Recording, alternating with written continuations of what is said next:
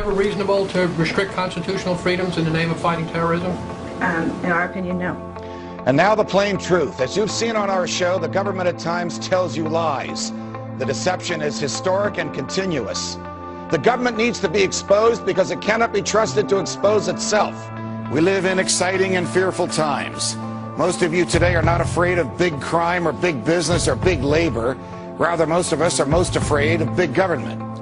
All right, folks, there is a lot going on right now. Decisions being made that are unprecedented and will have an overreaching impact on what it means to live in the United States of America. Who could want a government that punishes people for speech, that lets its own agents write their own search warrants, that fights wars just to keep the military-industrial complex busy, that debases all you own by printing worthless money and putting it into the stream of commerce, that gives away more than half the tax dollars it collects, and that, despite express provisions in the Constitution to the contrary, permits the president to lock up whoever he wants and to throw away the key. The president saying he can secretly kill Americans and have bags put over our head and have us thrown into black vans to disappear forever.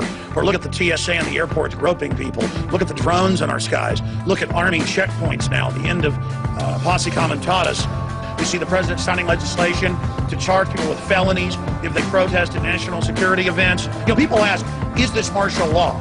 Yes, we've been under a soft form of martial law with secret arrest, warrantless spying, protesters getting beaten up, all of these type of things going on for a long, long time. Now they're telling us torture is good, secret arrest of citizens is good, the government taking over infrastructure is good. They don't deny all this stuff that we warn people about forever being real now. Ron Wyden and Mark Udall of Colorado, two Democratic senators, came out today and said, hey, you know what? We know things you don't because we're on an intelligence committee, and Americans would be, quote, stunned to find out how the American government is applying the Patriot Act. Documents just released indicate police departments across the country do track cell phones without bothering to get any permission from a court. After reviewing 5,500 pages of records, the ACLU says police agencies, large and small, often obtain cell phone data without court permission. If the government wants it, it needs a search warrant. If it gets it without a search warrant, it has committed a crime. A crime. Obtaining a warrant can slow down that process. Oh, and it's going to slow the process down if we have to ask for have to ask a judge, can we search authorized cell phone records to find a missing person? Call me. A cell phone warrant, it usually took me about 15 minutes. Once you've written one, you've written all of them. You know, warrants are in our Constitution. You need to get a warrant before you search or seize anything. But apparently the Constitution no longer applies. The ACLU saying in the report this has become big business for service providers. The practice is so common that cell phone companies have manuals for police. If my cell phone company is going to give up my information, I think they need to send me a note in the mail, say we gave your information to a third party, because they always tell you we're not going to give your information to a third party. But they also found training manuals, like one from the Iowa City Police Department that says, in quotes, do not mention to the public or the media the use of cell phone technology or equipment used to locate the target subject. The manual also advises not to put this stuff into the police reports. So, doesn't that make you feel safe? Law enforcement is doing something that they know would probably cause public outrage and which they know raises legal questions. So their solution is not to stop doing it. No, of course not. Their solution is just to hide it from you. Unless they suspect me of a crime, the police do not need to follow me. That's why they need probable cause. And people say, what do you have to hide? I don't have anything to hide, but the police don't need to follow me if they have no reason to think that I'm in Al-Qaeda. And by the way, I'm not in Al-Qaeda. You know, it's just another sign of our ever-expanding surveillance state. One that's being sold to the people as a buffer against terrorism. But the truth is, it's being used by law enforcement all the time to track people that have nothing to do with a terrorism-related investigation. It started with the FBI, and the government said, oh, we have to let the FBI do it because they're tracking terrorists.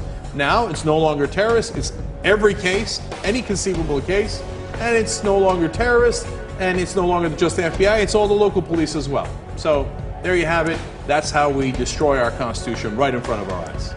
The ACLU's most recent info sheet says that 1.7 billion, with a B, emails, phone calls, and text messages are being intercepted and stored by the U.S. government. Now, the CIA, or the Central Intelligence Agency, prides itself on being the best spying machine in the world. But how much are new technologies that, we're all growing to love, growing to depend on, making the job easier for them? Be it social networking, a variety of gadgets that we all use that are now connected to the internet, like your PlayStation, your smartphone, your GPS. Soon enough, even more devices inside your home. And then they had the Secretary of Defense, they had the CIA director in there, Petraeus, saying, oh, we're working with industry to have bugs and tracker systems built into all appliances. Your dishwasher is going to be listening to you. Watch what you say. We don't need warrants anymore. It's a really scary world of scary possibilities out there, and Congress is ready to counter it, with over 50 cybersecurity bills introduced just in this congressional session. But is this threat being overblown? Are we conflating different threats onto one gigantic apocalyptic scenario just to line the pockets of defense contractors and create a massive cybersecurity complex? So far, nobody in Congress has actually provided evidence that cybersecurity legislation of this nature really is needed. There are a lot of folks who stand to benefit from comprehensive cybersecurity legislation, especially if that legislation comes attached with big spending. Well, if you thought that SOPA and PIPA were bad, just wait until you hear about cybersecurity legislation working its way through Congress. It's called CISPA, or the Cyber Intelligence Sharing and Protect Act, also known as HR 3523. Here, Microsoft, Facebook, Tech America, they're on board. How come? Well, it tells the internet companies, look, our bad. We didn't mean to go after you guys, okay? You're giant corporations as well. We're totally happy with you guys. What we want to do is go after anyone that dares to cross the government, and we know you guys would never make that mistake. Now you might think, come on, are they really going to do that? Hell yes, they're going to do that. Let me give you a perfect example, WikiLeaks. If they have a law like this, they can just simply come in and tell the ISP provider, look at this law that we have, it's over, shut down WikiLeaks. But also, did you notice they snuck in private entity? So if you're a threat to a private entity, they might also shut you down. And under the veil of doing things for cybersecurity purposes, it would allow companies to collect and monitor private communications and then share them with the government or anybody else. A company like Google, Facebook, Twitter, or AT&T could intercept your emails and text messages, send copies to one another and to the government, and modify those communications or prevent them from reaching their destination if it fits into their plan to stop cybersecurity threats. So what it does is it essentially carves out a cybersecurity exception to all of our privacy laws. So in the end, if they pass this, instead of passing PIPA or SOPA, well, they might have the same effect in terms of shutting down our sites, and they also have the second effect of merging business and state even further together. I'm afraid that I'm a little pessimistic on this one. I said that we could win on SOPA. I accurately called that one. Why? Because we had huge corporations on our side. Facebook, Google, etc. Now we're on our own. And without those guys backing us up, good luck to us. Starting Thursday, July 12th, ISPs, Internet Service Providers, will be spying not just on your bandwidth, right? But specifically on what you are downloading. You are giving them an unfettered, unchecked right to cut off your service based upon the claims of copyright holders who have been shown time and time and time again to make false claims. And there's no recourse for you. Well, I think that online piracy is a red herring. These transnational content companies make more money than ever. Look at how much money is made from legitimate music downloads via iTunes. They're making a fortune, literally, billions of dollars every year in legal download revenue. And they're saying that they need to crack down on pirates, but really they want to crack down on internet communication itself. Talking Points member reports that Facebook has started to ask certain users to upload photos of their government-issued ID cards. That includes passports, driver's licenses, work or military IDs will also do. And these documents indicate that the Department of Homeland Security has been spying on us on Facebook, and they're looking for specific words. And some of the words that they're looking for in our profiles includes marijuana, right? So I'll give you an example of some of the, I guess, words that set the alarms for the Department of Homeland Security. Drill, all right, drill, exercise, airport. Exercise, okay. Well, why don't you just go ahead and waste all of our time and our money going after that? Airport, drug, narcotics, cocaine, and marijuana.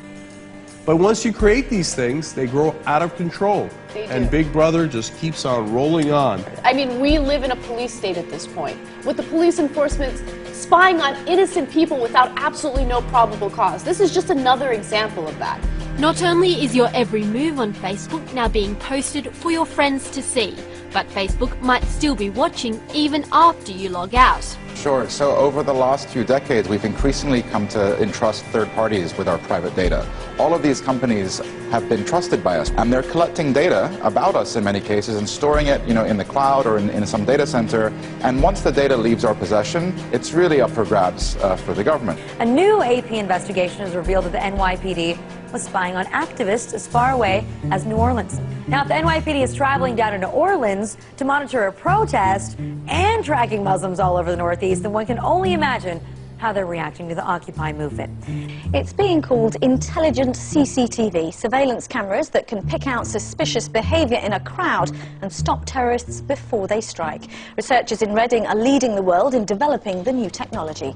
Researchers at Reading University think they've got the technology to spot the terrorists before they strike. First, there were eyes on the street, and now there are eyes in the skies. The Director of National Intelligence has given the go-ahead for the nation's spy satellites to be used regularly by U.S. civilian agencies and law enforcement. Now the Department of Homeland Security wants to monitor anybody who's leaving the United Kingdom, not just Americans. Now, those who are traveling to Mexico are also going to be sharing personal details, especially if they're flying to Mexico City or to Cancun. And if any travelers are pondering a vacation in Cuba or the Caribbean, be prepared to give over your info too. This is an excuse to collect everybody's information about the TSA. Turns out they're not just doing these things in airports anymore. They're now doing them at ferries, they're doing them at bus stations, on subways. So are you ready to just start having TSA everywhere that you go? Yeah, the part I found most interesting is that they've been working with ICE. So, you're gonna get your papers inspected while you're being fondled.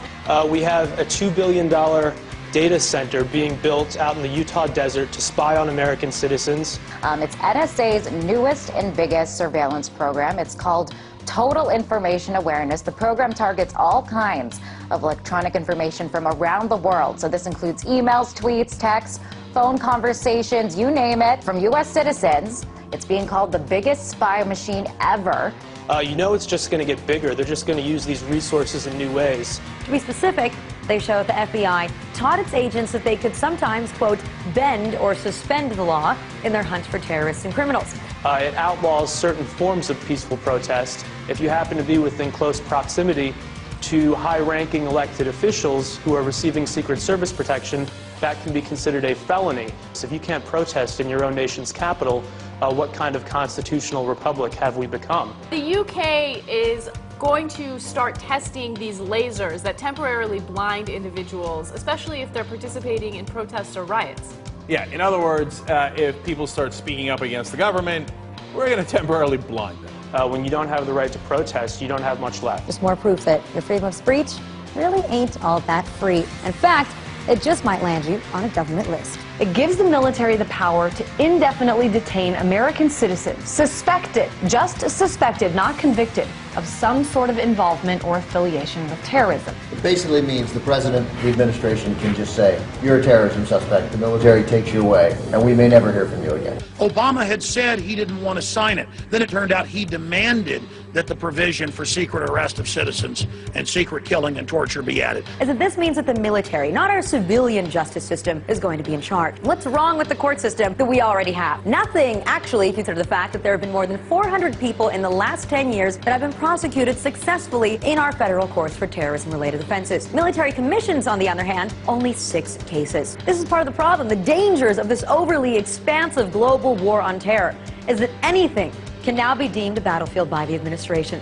ICE is responsible for holding 32,000 people in immigration detention without any charges on a single day. So why are so many of these immigrants actually ending up in jail? Well, you see, it all comes down to money. Private prisons make a killing off of undocumented immigrants because they can hold them in their prisons, allowing the detention centers to meet their financial goals. Private prisons make money off of incarceration. The more people they lock up and the longer they keep them, the more money they make. They're clearly making a business out of rounding people up. The profitability of private jails depends on the prison population continuing to go up.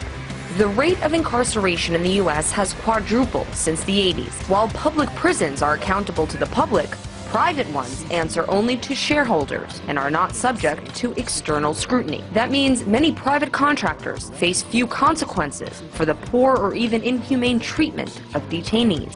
All right, so let's get back to what I opened the show with. More war on terror that shows no signs of waning. We've got the Secretary of Defense telling 60 Minutes that they will not show any evidence and the public will just have to believe the administration when they label someone a terrorist and execute them without any due process. So, all that we can get from Panetta's answer here is that the evidence doesn't matter. Due process in a courtroom to prove that evidence doesn't matter. If the government calls you a terrorist, they can kill you, and the rest of us are just supposed to take their word for it. The U.S. government now laying out its legal argument for killing American citizens overseas without a trial. But what about targeting people on U.S. soil? Does that only apply to U.S. citizen that's overseas, or does that apply to U.S. citizen that's here? I'd have to go back. I'm not certain whether that was addressed or not. So that we have clarity here, he is not certain whether it was addressed, whether our government can kill our own people inside our own country. Are you slightly uncomfortable with the idea that the United States president, whoever it may be, can decide that this or that U.S. citizen living abroad is a threat to national security and kill them? International war on terror that's going on now, we're going to have to make sure that we have the tools to get some of these people who are very bad and comply with American law. And you think that the president should be able to make that decision in conjunction with the folks in the administration without going to a court, without going to you all, anything? There is a war going on. There's no question about that. He's the commander-in-chief, and there have been guidelines set, and if he follows those, I think he should be able to do it. Just so I understand correctly, are you really saying that in certain situations the president can decide whether it's in the best interests of the nation and then do something illegal? I'm saying that when the president does it, that means it's not illegal. This federal government, this administration says it can kill Americans when they're riding with their children in a car in a desert. That is quite a horrifying reality of how our government functions these days, of how completely out of hand this war on terror has become. So we can kill you anywhere, and we don't have to ask a damn soul about it. So Eric Holder said, okay, you know what, we've been getting a lot of flack for that. I'm going to go to Northwestern, I'm going to clear this thing up. And he did. He gave a speech where he explained that there are no rules. Some have argued that the president is required to get permission from a federal court before taking action against a United States citizen. This is simply not accurate. Due process and judicial process are not one and the same, particularly when it comes to national security. The Constitution guarantees due process. It does not guarantee judicial process. And now a new interpretation of the Constitution where due process is a bunch of guys in the executive branch getting together saying, should we kill somebody? Yeah, let's go ahead and kill him.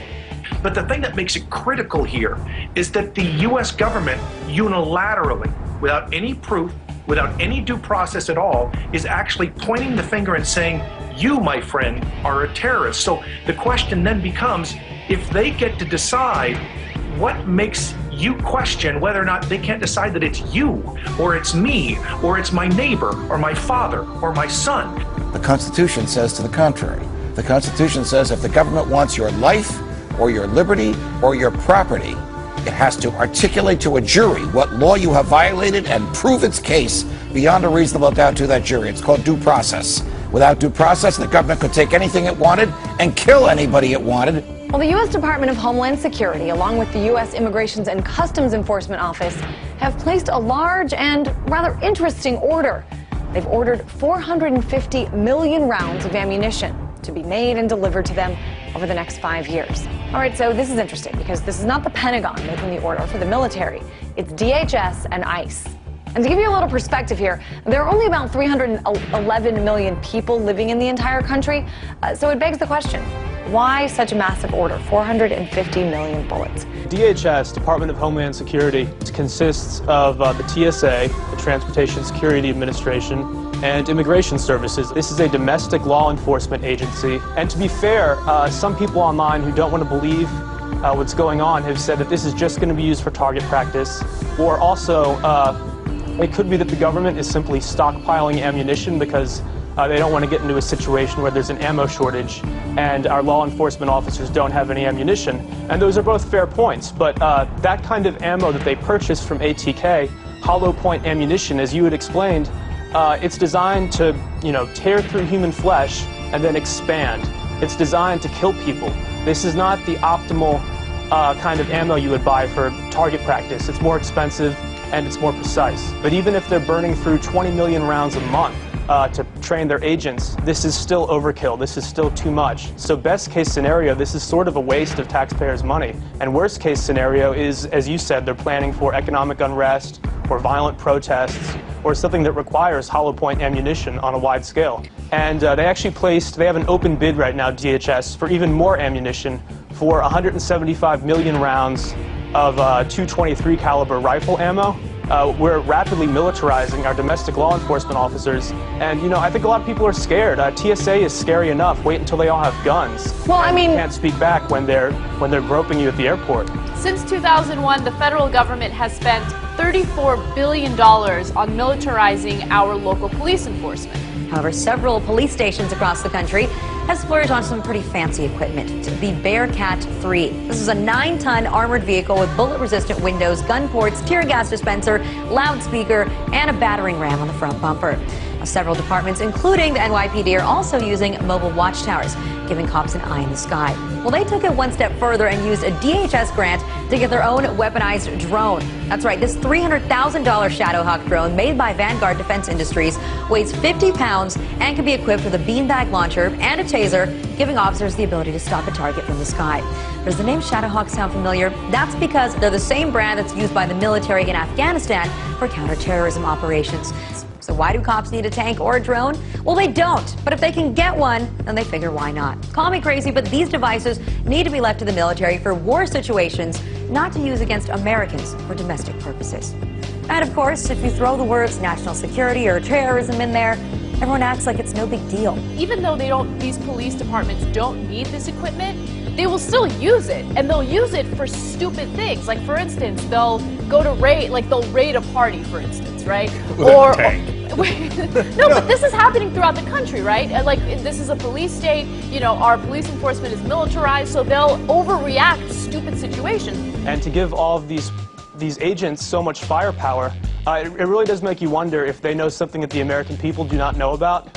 They're talking about inserting the Army into domestic law enforcement. Senator Lindsey Graham, who supports this bill, says, quote, "The homeland is part of the battlefield, and people can be held without trial, whether an American citizen or not." The government may be preparing for some sort of martial law. We shine the spotlight on an executive order that the White House was hoping that you would never learn about. Now, the president signed the National Defense Resources Preparedness Executive Order. It gives the president the power to control U.S. resources in times of war and peace. Now, this includes, but is not limited to, food and livestock, water, plants, energy, health resources, transportation, and construction materials, and gives the government the ability to, quote, control the general distribution of any material, including applicable services, in the civilian market. This would give the President of the United States the authority to declare, basically, martial law during times of peace. So it's starting to sound more and more like we're getting closer to martial law by the day. Now, while you say that most Americans say that they don't care, they have nothing to hide, I think those Americans would care, might feel differently if it turns out that what the police were doing is illegal. They're law enforcement, and yet many departments aren't even bothering to get warrants because they can get the technology on their own.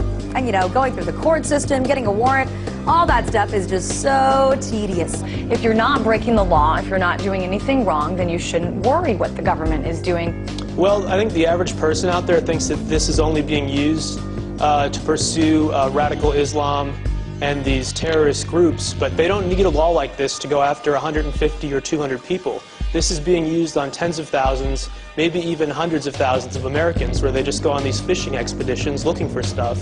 And, your viewers out there can say, if I'm not doing anything wrong, I don't have anything to worry about. But we've always been told from a young age in school onward that if you're not doing anything wrong, the government in America does not look through your emails. The government does not look through what you're doing. If it's the bad guys, it's those foreign terrorists, that it's okay. It's not like my government would ever do it to me. But guess what?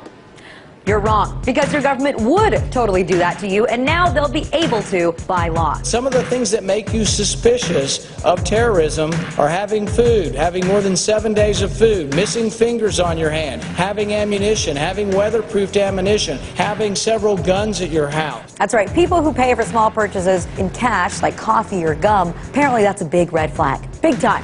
So you should be careful of those that are overly concerned about their privacy. And that is the exact language in the FBI pamphlet. And attempting to shield your computer screen from other patrons, well, that's a sure sign that you're suspicious. We're talking about someone suspected of activities. All right, so despite the fact that there's no relation to any terrorist activity or investigation, the government has decided that they want to keep all that data that they have about you anyway, because you never know when you're going to need it somewhere down the line. But as much as we all want the country to be safe, want the authorities to be on top of it, are we really willing to have the government consider each and every one of us a terrorist?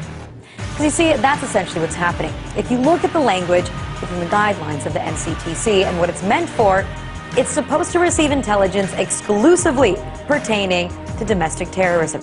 Counterterrorism officials are now allowed to keep tabs on anyone for up to 5 years, even if they have no ties to terror.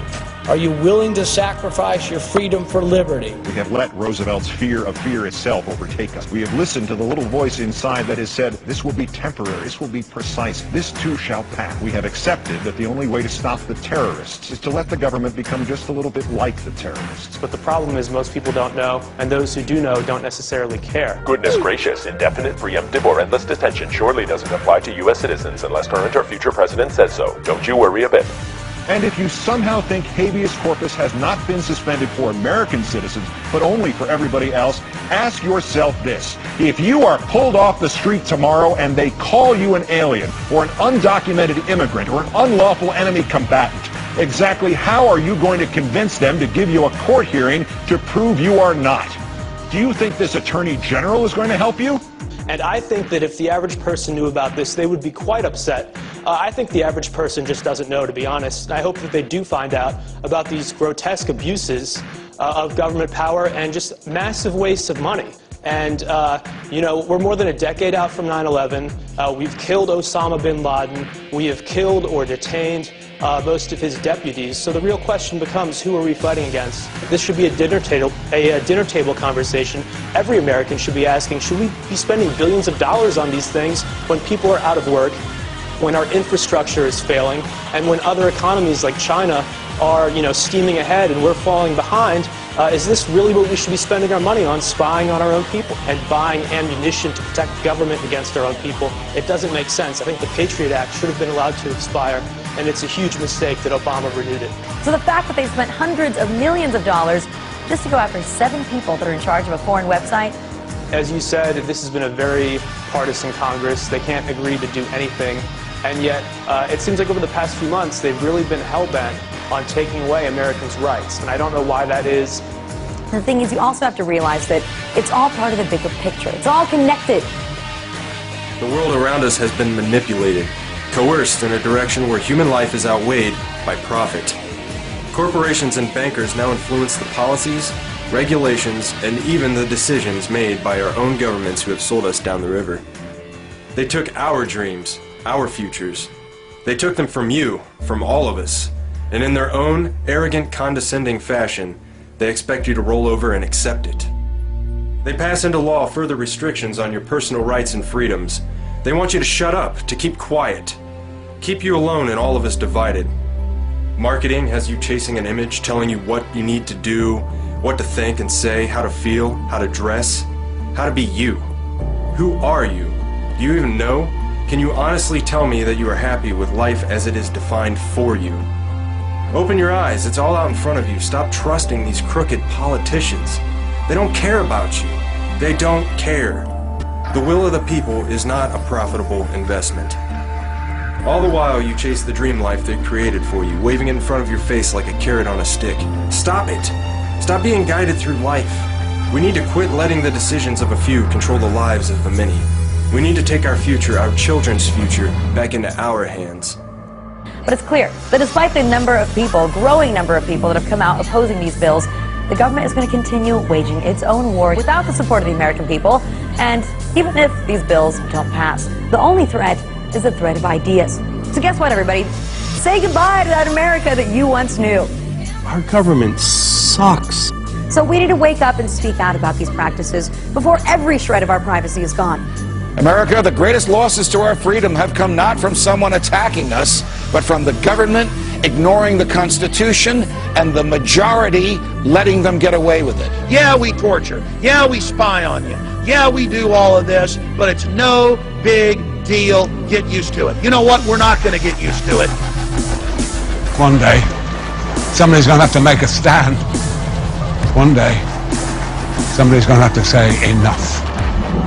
People should not be afraid of their governments. Governments should be afraid of their people. When the people fear the government, there is tyranny. But when the government fears the people, there is liberty. So what do you say? Maybe we should all just stop paying our taxes and revolt. Because this is bull. It's time to wake up. First, you've got to get mad. You've got to say, I'm a human being. God damn it. My life has value. The gift of freedom that is yours by right. We must never let them take it from us. I'm as mad as hell, and I'm not going to take this anymore. This battle is just getting started.